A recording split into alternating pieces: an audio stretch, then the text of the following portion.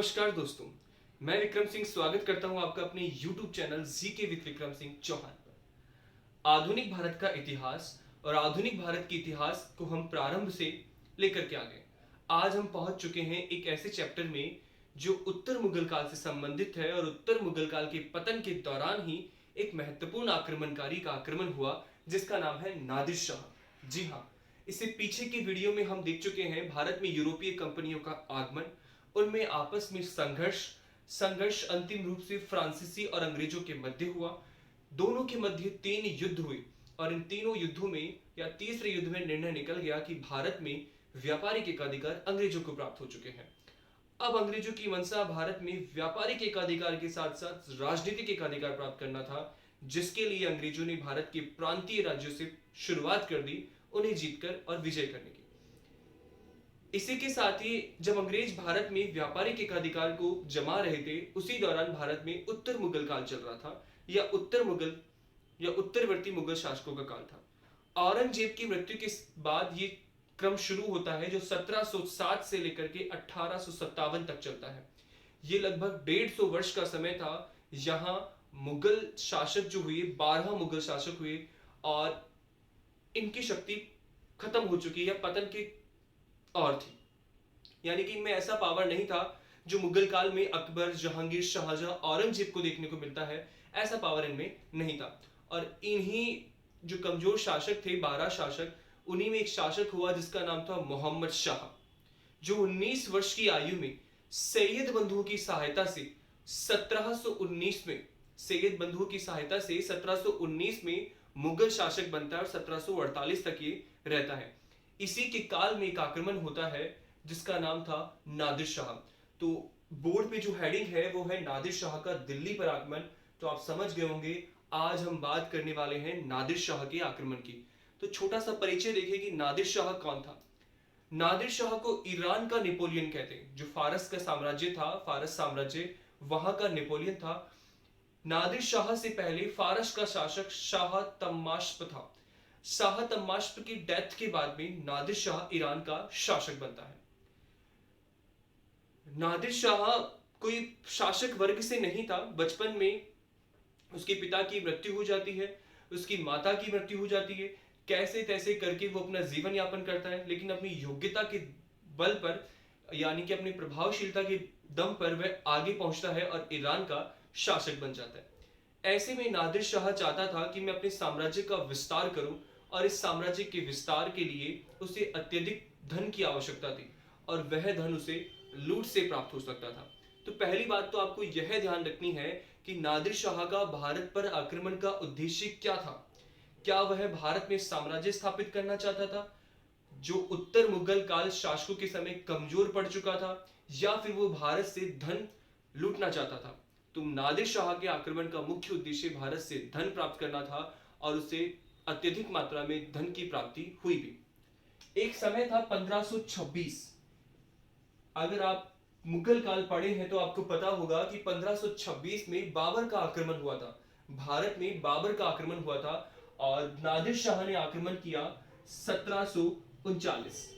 तो 1526 से लेकर के 1739 के मध्य भारत में किसी भी विदेशी आक्रमणकारी का आक्रमण नहीं हुआ। ये बहुत लंबा समय था जब भारत में आक्रमण हुआ 1739। तो 1526 में बाबर ने मुगल सत्ता की स्थापना कर दी, हुमायूं शासक बना, शेरशाह बना। और जब अकबर शासक बनता है तो मुगल साम्राज्य काफी पावरफुल हो जाता है, उसके साम्राज्य का बहुत अधिक विस्तार होता है। अकबर की जो पॉलिसी थी वो सभी को साथ में लेकर के चलने की थी, क्योंकि सल्तनत कालीन के शासक गलती कर चुके होंगे, वो राजपूतों से और अन्य जो क्षेत्रीय राज्यों से हमेशा संघर्ष करते रहते थे, जिस वजह से उनका जो वंश था वो जल्द ही समाप्त हो जाता था। इसीलिए सल्तनत काल में 5 वंश हुए और मुगल काल 1526 से लेकर के 1707 तक प्रत्यक्ष रूप से भारत पर शासन करता है और 1857 तक ये अप्रत्यक्ष रूप से या कम पावर यानी कि कम शक्ति के माध्यम से नाम मात्र का शासन करता है। तो अकबर की पॉलिसी काफी काम आती है, वो सभी को संयोग लेकर के चला। इसीलिए 1526 से लेकर के 1739 तक आक्रमण नहीं होते। अकबर की ही पॉलिसी को यानी राजपूतों के साथ सहयोग की पॉलिसी को अकबर के पुत्र जहांगीर ने और जहांगीर के पुत्र शाहजहां और औरंगजेब ने भी जारी रखा। इसीलिए कोई बड़ा आक्रमणकारी भारत पर आक्रमण नहीं कर सका। तो बाबर के बाद में नादिर शाह दूसरा आक्रमणकारी था 1526 के बाद में 1739। ठीक है, देखिए नादिर शाह ने भारत पर आक्रमण करने से पहले गजनी पर आक्रमण किया और काबुल पर अधिकार कर लिया। काबुल पर अधिकार कर चुका था वो 1738 पर। गजनी और काबुल पर अधिकार कर लिया।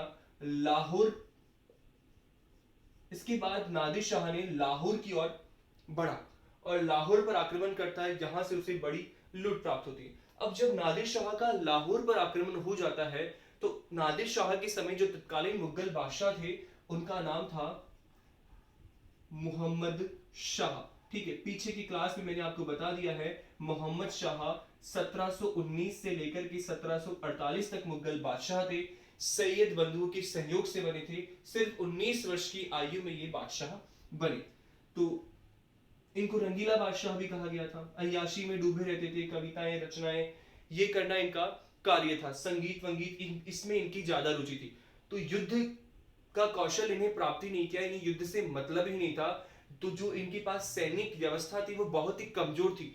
औरंगजेब जैसी पावरफुल सेना नहीं थी, बहुत ही कमजोर सेना थी। तो लाहौर पर आक्रमण, लाहौर तक नादिर शाह जब आ गया तो मोहम्मद शाह को लगा कि अब तो युद्ध करना ही होगा, संघर्ष करना ही होगा, नादिर शाह को दिल्ली पर आक्रमण करने से रोकना ही होगा। तो इस समय मोहम्मद शाह के दो प्रमुख सहयोगी, एक का नाम है शहादत खां, एक का नाम है निजामुल मुल्क। निजामुल मुल्क मीर बख्शी के पद पर है और ये हैदराबाद के नवाब थे जिन्होंने हैदराबाद की स्थापना की, और ये है अवध का नवाब था। ठीक है, तो ये मोहम्मद शाह के दो महत्वपूर्ण सहयोगी शहादत खां और निजामुल मुल्क, दो सहयोगी है निजामुल मुल्क और शहादत खां। अब दोनों ही चाहते हैं कि भाई हमें बड़ा पद मिले, इस वजह से दोनों में वैमनस्य रहेगा। ध्यान रखना कि शहादत खां निजामुल मुल्क दोनों में आपस में नहीं बनती है, लेकिन ये मोहम्मद शाह की दो महत्वपूर्ण सहयोगी। तो नादिर शाह, शहादत खां, निजामुल मुल्क एक बड़ी सेना लेकर के पहुंच जाते हैं करनाल के मैदान में। करनाल के मैदान में 1739 में। ठीक है, तो मार्च 1739 में करनाल में एक युद्ध होता है जिसमें नादिर शाह, शहादत खान, निजामुल मुल्क, मोहम्मद शाह इनकी जो संयुक्त सेना थी उसे पराजित कर देता है। ठीक है, तो करनाल में 1739 में नादिर शाह ने मोहम्मद शाह की सेना को पराजित कर दिया और बुरी तरीके से पराजित कर दिया, जिसमें अगर आप इनकी सेना का अनुपात देखो तो 1:6, 1:6, 1/6। ठीक है, यहां 1 यानी कि नादिर शाह का एक सैनिक और मोहम्मद शाह की 6 सैनिक, इतना अंतर था सेना में। फिर भी नादिर शाह ये युद्ध काफी आसानी से जीत जाता है। जब बाबर भारत पर आक्रमण करता है तो उसे युद्ध को जीतने में 6 घंटे का समय लग जाता है। जी हाँ, इब्राहिम लोदी से युद्ध को जीतने में उसे 6 घंटे का समय लगता है, लेकिन यहां नादिर शाह ने सिर्फ और सिर्फ 1-1.5 घंटे के अंदर ही मोहम्मद शाह की सेना को धूल चटा दी, उन्हें भागने पर मजबूर कर दिया। रीजन क्या था? क्योंकि मोहम्मद शाह रंगीला था, थोड़ा सा खुश मिजाज का था, अनुभव कम था, युद्ध से परिचित नहीं था, मस्त मौला था, तो उसने सेना पे कोई फोकस नहीं किया। जो सेना औरंगजेब के समय थी यहां वहां से इकट्ठे करके लोगों को जबरदस्ती सेना में घुसाया गया। जैसे कि जब कोई फिल्म की शूटिंग होती है, जिस गांव में शूटिंग होती है उस गांव कुछ जो आर्टिस्ट होते हैं उनके होते हैं 150, बाकी 200-300 गांव वालों को कपड़े पहनाकर खड़े कर देते हैं कि हाँ भाई सेना दिखे। बस वैसा ही मोहम्मद शाह ने नादिर शाह की सेना के सामने अपनी सेना के लोगों को यहां वहां से इकट्ठा करके खड़ा कर दिया और नादिर शाह बड़ी आसानी से ये युद्ध जीत गया। अब युद्ध जीत गए हैं नादिर शाह, कौन सा वाला? करनाल। ठीक है, तो ऐसे में मोहम्मद शाह ने नादिर शाह के सामने आत्मसमर्पण कर दिया और आत्मसमर्पण में की बात करने के लिए निजामुल मुल्क गए। ठीक है, आप ध्यान देखेंगे, निजामुल मुल्क ने नादिर शाह को राजी कर लिया कि हम युद्ध हार गए और इस हार के बदले हम आपको 50 लाख रुपए देते हैं। कितने रुपए? 50 लाख रुपए का ऑफर दिया निजामुल मुल्क ने नादिर शाह को कि ये रुपए लो और जाओ, खुशी खुशी हमें छोड़ दो, जो आपको आक्रमण से लूट की प्राप्ति होती है हम आपको खुशी खुशी देते हैं। नादिर शाह 50 लाख रुपए के ऑफर को स्वीकार कर लेता है और घुस जाने की सोचता है कि चलो अपना उद्देश्य सिर्फ लूट का था वो हो चुका। मैंने अभी बताया कि निजामुल मुल्क और आसिफ जा, निजामुल मुल्क और शहादत खां, सॉरी निजामुल मुल्क और शहादत खां दोनों में आपस में बनती नहीं थी। तो शहादत खां को लगा कि अगर निजामुल मुल्क के ऑफर को नादिर शाह स्वीकार करके चला जाएगा तो निजामुल मुल्क की जीत हो जाएगी, किसके सामने? मोहम्मद शाह के सामने। तो ऐसे में शहादत खां स्वीकार कैसे करे? उसके बराबर का व्यक्ति उससे ऊपर उठने वाला है इस संधि ऑफर से।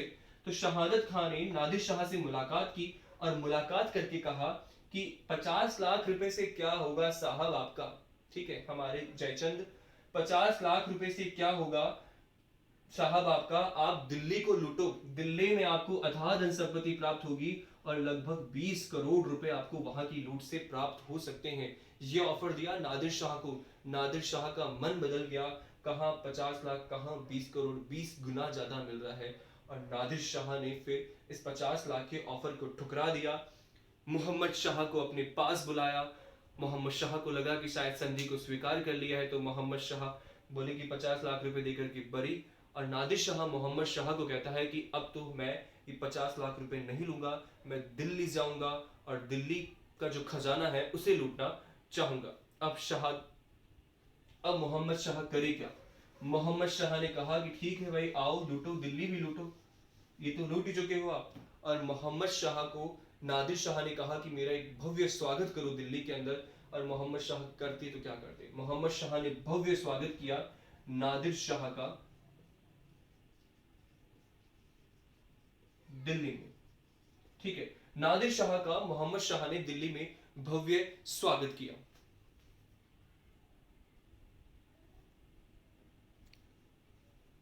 नादिर शाह ने मार्च में दिल्ली में प्रवेश किया, ठीक है।